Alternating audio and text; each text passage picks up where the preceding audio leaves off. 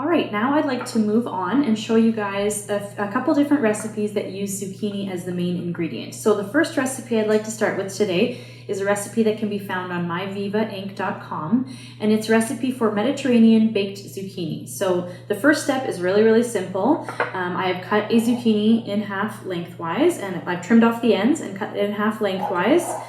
Placed it into a baking dish, and I'm just going to add about 3 tablespoons of water to the bottom of the baking dish here.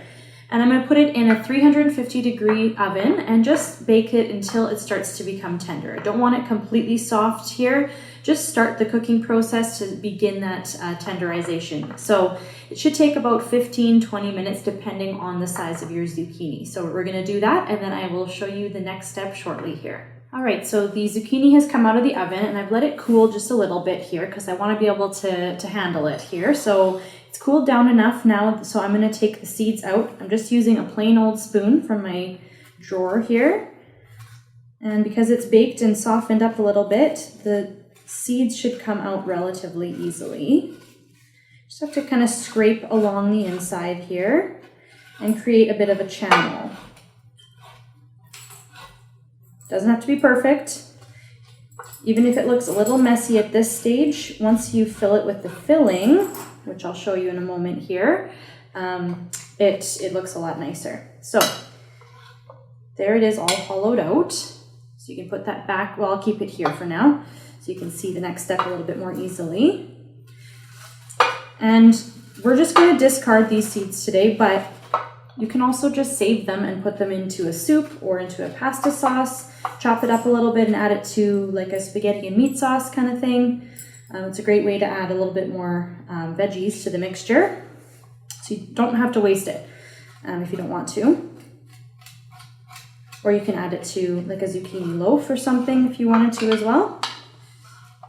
Okay, so those are both hollowed out now.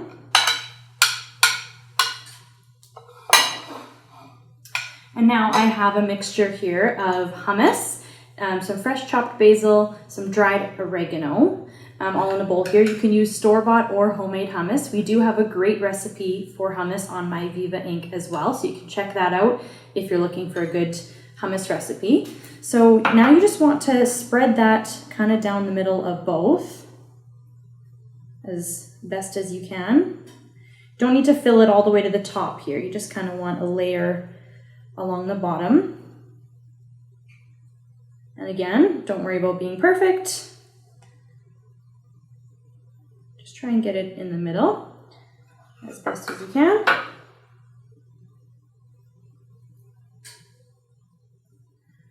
So that adds a lot of great flavor and a little bit of protein and a little bit of fiber as well. You can also use a flavored hummus if you wanted as well, like a sun-dried tomato hummus would work fine, but this one is great, just adding the basil to it.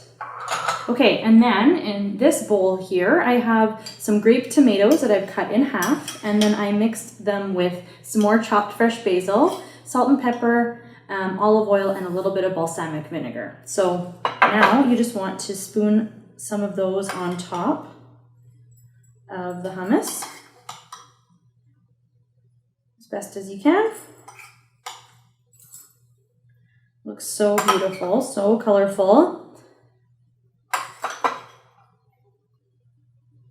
This could be a great side dish. And it's a great summer dish too, because we're using our zucchini, which is a great summer vegetable, and you can use your cherry tomatoes from your garden or from the farmer's market if you want. And now I'm going to put these back in. I'm going to put these back into my baking dish here, and I have a little bit of feta cheese. It says in the recipe to add it after baking, but I'm just going to add a tiny sprinkle of it now because I do actually like when it sort of browns a little bit in the oven. It's just something I enjoy personally. So you can customize recipes to your liking. That's the beauty of cooking. Okay, so I've added a bit of that cheese here. I'm going to put this back in the oven, still at 350, and bake that until the tomatoes kind of begin to soften a little bit, and it's all heated through. So that should be about 10 minutes or so. It shouldn't take too long. You can also finish it off under the broiler for 2 to 3 minutes. Make sure to keep a close eye on it so it doesn't get too brown, but that does give a nice flavor as well if you want to try that. All right, I just took the zucchini out of the oven and oh my gosh, it looks so good, you guys. Let me show you what it looks like. So look how pretty that is. So colorful, so beautiful. It's a great way to use zucchini and feature it. Great way to use summer produce in general. Tastes great, looks beautiful on a plate. So head to myvivainc.com and give that one a try if you'd like. And I have one other recipe that I still want to show you. So let's get started on that one. The next recipe I wanted to show you using zucchini is another super simple recipe, and that is for zucchini fritters. So I've done a little prep work ahead of time, so I'll just walk you through what I've done already here. So here I have, I measured out 3 cups of firmly packed grated zucchini. I left the peel on, and then I put it in a sieve set over a bowl, tossed it with about a teaspoon of salt, and let it sit there for about 20 minutes, giving it a little bit of a squeeze every now and then. And that is just to help draw out that moisture and drain away any of that excess liquid. So after that 20 minutes was up, I gave it a really firm squeeze to just get out any leftover liquid so that you're left with this here, which is about 1.5 cups to 2 cups of zucchini after squeezing it out. So now all we have to do is mix everything else together in a bowl. So we have that zucchini, so that's our main ingredient. Let's get that in our mixing bowl here. And then in this bowl, I have green onions that are finely sliced or minced. I have a clove of finely minced garlic. You can also put it through a garlic press or grate it. And then I have some fresh chopped dill, which is another great summer ingredient that can be used from your garden or from the farmer's market. And then some lemon zest as well for a great flavor, and some pepper. So that's going to be our main flavor components here that we're going to add. And then to bind it all together, we have 2 eggs that I've whisked already. That's going to help it keep its shape. And then I have 1/4 cup of flour and 2 tablespoons of cornstarch here. So that's also going to help bind it together. If you wanted to make this gluten-free, I think that it would work just fine to use just straight cornstarch here if you wanted to. I haven't tested it myself. That might be the next thing I try just to make sure it works, but I think that it wouldn't give you any grief at all to do that. So we just want to mix that up really well until, there's no patches of dry flour left or any bits of egg or anything like that. So you want it to be kind of a cohesive mixture here that's really well mixed.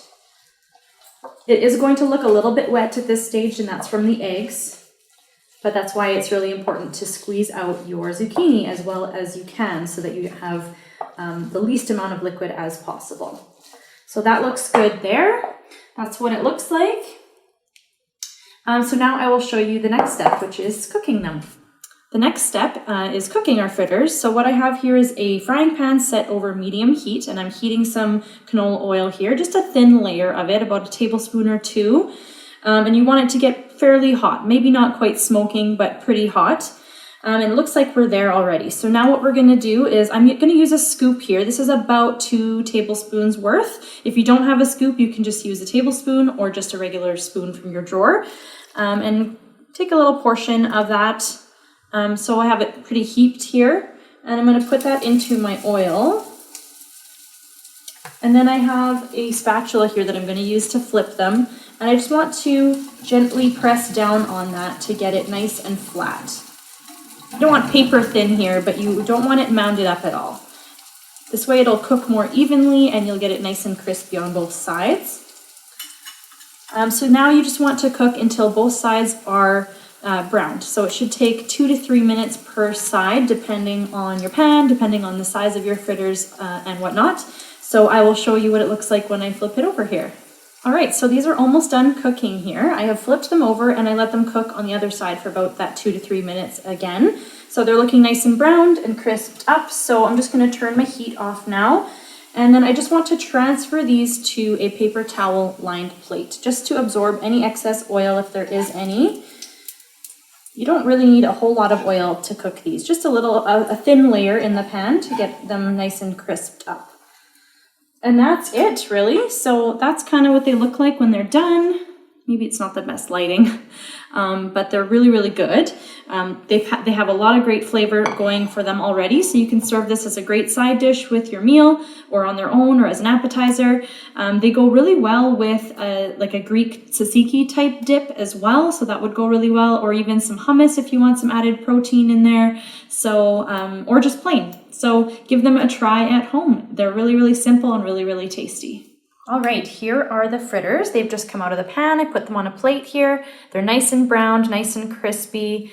They have a lot of great flavors going on, and it was really simple to make. So, and it's a great way to use up your zucchini from your garden if you have some, or if you don't grow it in your garden, you can make it all year round. So hopefully this video has been helpful to you and has provided you some ideas and inspiration to cook with zucchini at home. Thanks for watching and have a great day.